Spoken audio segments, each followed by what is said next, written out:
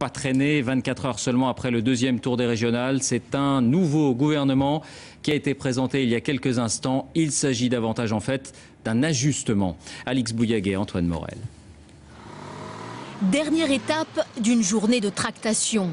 18 h, François Fillon revient à l'Elysée. Dans son dossier rouge, les noms de son nouveau gouvernement. 1h30 plus tard, le communiqué tombe. Le premier à en faire les frais, c'est Xavier Darcos.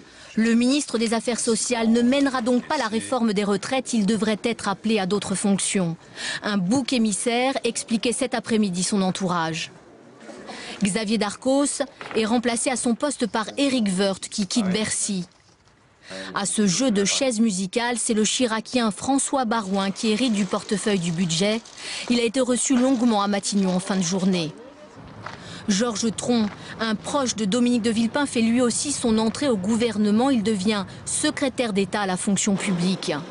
Le départ du haut-commissaire aux solidarités actives Martin Hirsch était programmé.